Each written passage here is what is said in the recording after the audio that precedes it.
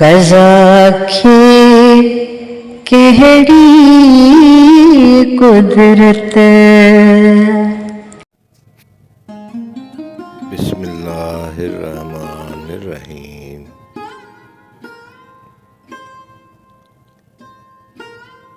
हर सूरत खां यार जुदाई इश्क कराई आ,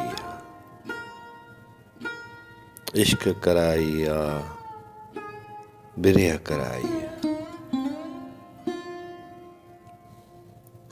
ख़तमुल आरिफ़ीन फ़ख़्रुल आशिक़ीन महबूब रब्बुल आलमीन हज़रत फ़कीर मौला फ़कीर सैयद महदी कुद्स सरहुल अज़ीज़ बाब अल हादी अशर।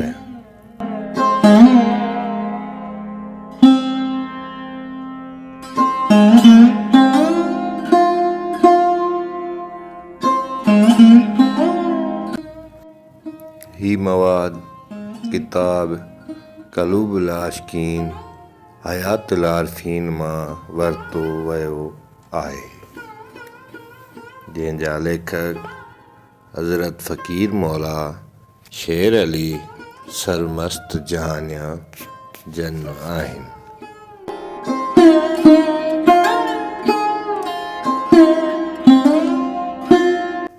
मुअज़्ज़िज़ीन खे वधीक गुज़ारिश थी कजे त जन अञा ताईं असांजे चैनल खे सब्सक्राइब न कयो आहे, उहे बराए महिरबानी करे चैनल खे सब्सक्राइब कनि ऐं घंटीअ खे खोले छॾीनि त जीअं ईंदड़ क़िस्तूं बासानी दोस्तनि ताईं पहुचाए सघजनि।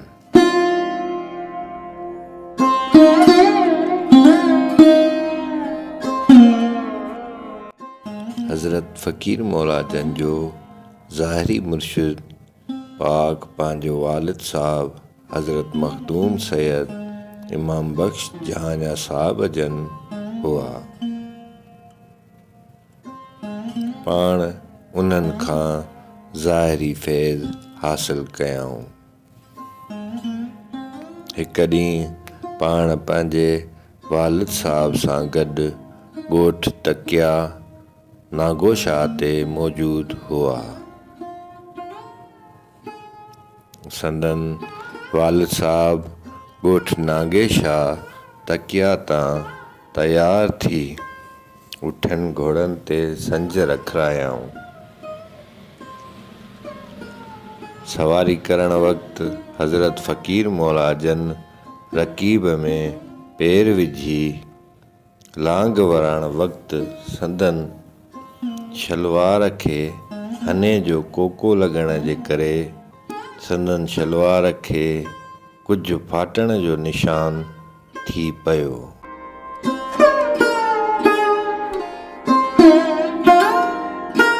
पाण माठ करे घोड़े ते वेही रहिया। संदन वाल साहब जन फरमायो त अब्बा हलो, घोड़े खे छो रोकियो अथव? पाण फरमायूं त असांजी शलवार खे घोड़े जे हने जे कोके वचण सां फाटण जो दाग़ थी पियो आहे।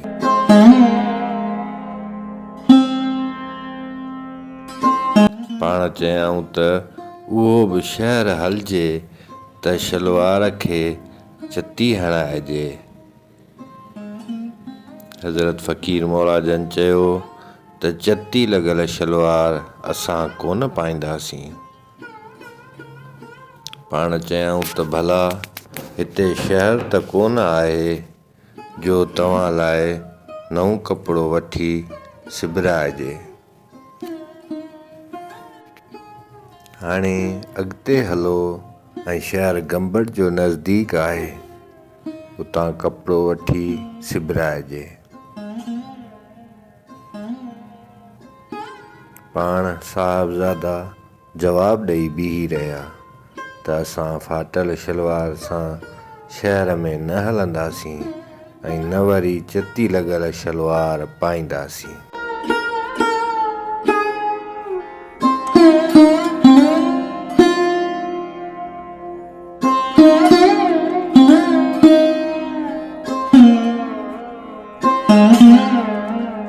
उन ॻोठ जो चङो मुड़ुसु नाले लाल बख़्श भट्टी वेठो हो, जो संदन मुरीदनि मां सादिकुल यकीन मुरीद हो।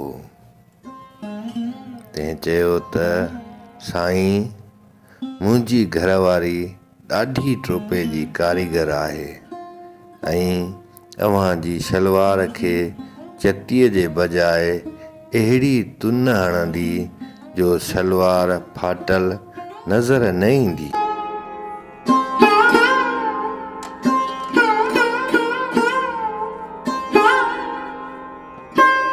पाण चयऊं त असां घोड़े तां न लहंदासीं ऐं हिते घोड़े वटि अची शलवार खे तुन हणी वञे।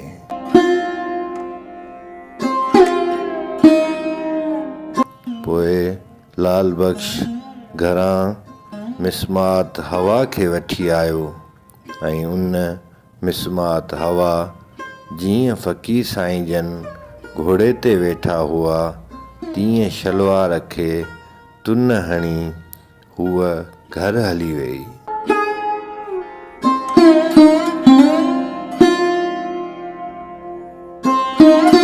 फ़क़ीर साईं जन टुप ॾेई घोड़े तां लही मुराक़बा कढी वेही रहिया। संदन वालिद साहब जन ऐं ॿिया केतिरा मुरीद कचहरीअ में वेठल हुआ तन ही हाल ॾिसी अजब में पइजी विया।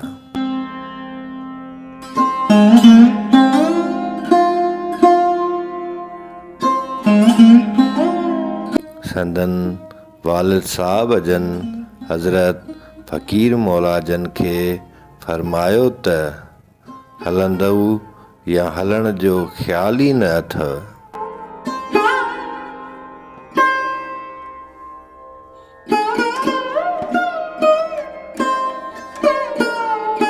पाण पंहिंजे वालिद साहब जन खे फरमायाऊं त असांखे इजाज़त ॾियो त असां हितां पंहिंजे मुंहं सां जेॾां वणे तेॾां वञूं।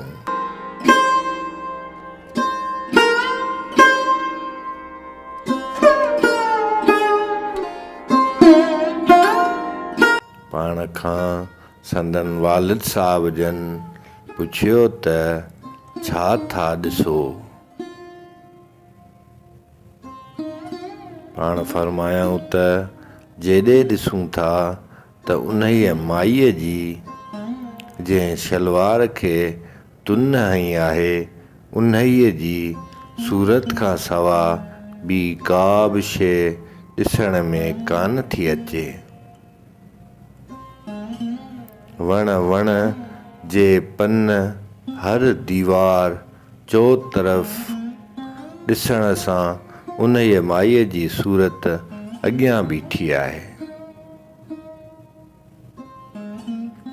बसि ॿियो को बि नज़र कोन थो अचे ऐं को बि माण्हू असां सां ॻाल्हाए थो त असां ॾिसूं था त उहा ई माई ॻाल्हाए रही आहे।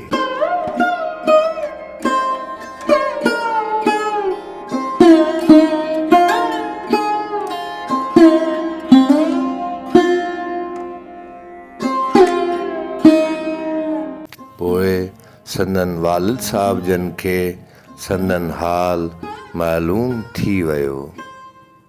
पाण हज़रत फ़क़ीर मौला जन खे पंहिंजे ख़ुशीअ सां इजाज़त जो शरफ़ अता बख़्शियो। पाण पंहिंजे फ़र्ज़ंद हज़रत फ़क़ीर मौला जन खे रूहानी ज़िक्र दम पासन पास जो सम्झाए चयाऊं त जेकॾहिं तव्हां इजाज़त वठो था त पोइ ही ज़िक्र वहदानियत कंदा रहिजो।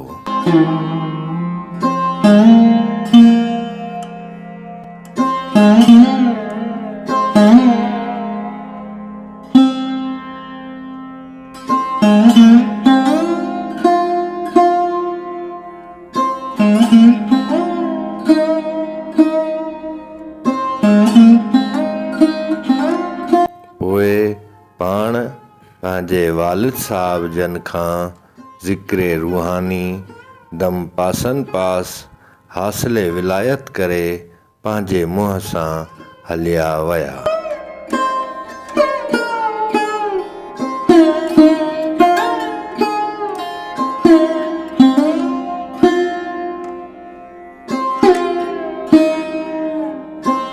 ॾह 12 साल ॾिसण खां ग़ाइबु हुआ ऐं ॿुधण खां पिणु परे हुआ। पंहिंजे मुंहं सां जबलनि ऐं पहाड़नि, नदियुनि ऐं जंगलात में सैरो सफ़र कंदे कंदे अची जमादार अब्दुल मजीद ख़ान जे हिकु खजिन जे बाग़ में पंहिंजो आस्थानो कयऊं।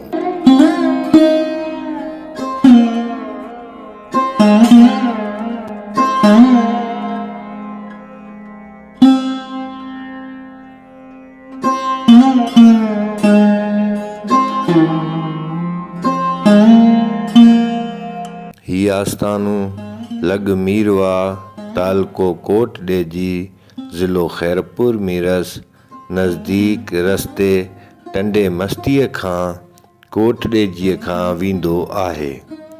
उन जे किनारे ते मौजूदु आहे।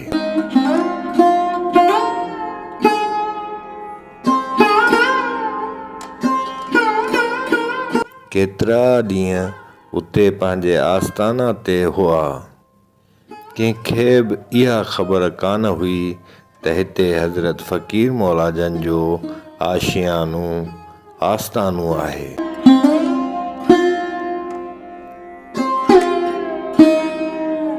हिकिड़े ॾींहुं बाग़ जो माली बाग़ जे पाणी वराइण ते बीठो हो ऐं पाणीअ जो सुध समाव कंदे कंदे संदसि निगाह वञी हिकु खजीअ जे थुड़ ते पई ऐं ॾिठाई त हिकु नांग वासींग खजीअ जे थुड़ खे वकोड़ियो पियो आहे ऐं पंहिंजी मौज में लहर करे रहियो आहे। उन मालीअ पंहिंजे ख़ौफ़ खां वठी रड़ियूं कयूं ऐं ॻोठ ॾांहुं मुंहुं करे वठी भॻो। केतिरा ई माण्हू ॻोठ जा हिन जे रड़ियुनि ते भॼी आया ऐं ख़ांसि पुछियाऊं त ख़ैर त आहे ऐं छो थो दाऊं करी तो छा ॾिठो आहे। हुन चयो त हिन बाग़ में हिकिड़ो नांग वेठो आहे जेको खजीअ खे वकोड़ियो लहर में मशगूल आहे। हुननि माण्हुनि उन खे चयो त हली ॾेखार किथे नांग आहे। हुन सिर्फ़ु जवाबु ॾिनो त मां कोन हलंदुसि, जो मूंखे भउ थो थिए त मतां मूंखे नांग खाई विझे। बहरहाल उन्हनि माण्हुनि मालीअ खे चयो त तूं असां साण गॾिजी हल, असां हेतिरनि माण्हुनि हूंदे नांग तोखे कोन खाईंदो।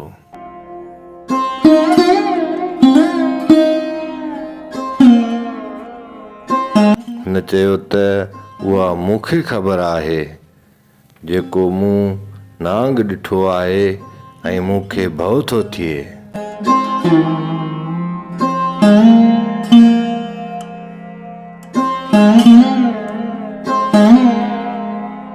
बाक़ी मां तव्हांखे खजी ॿुधायां थो।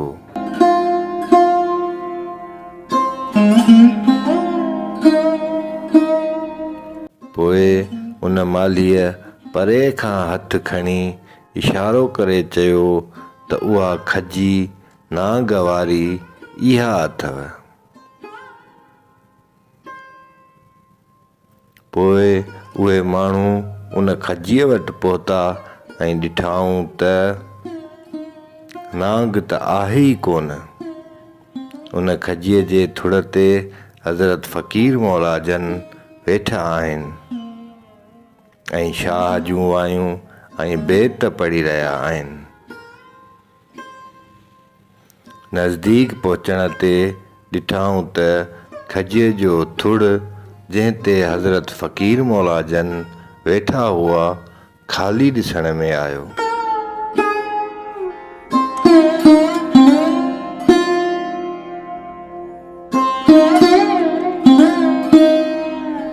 हज़रत फ़क़ीर मौला जन उन खजीअ में ग़ाइब थी विया।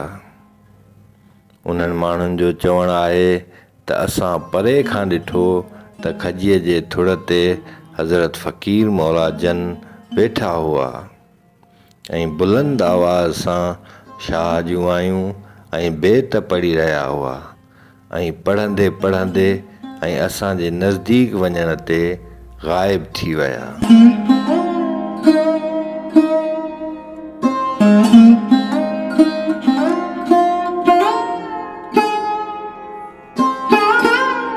इहा ख़बर न पई त अलाए जे केॾांहुं विया, न असां केॾांहुं वेंदे ई ॾिठा।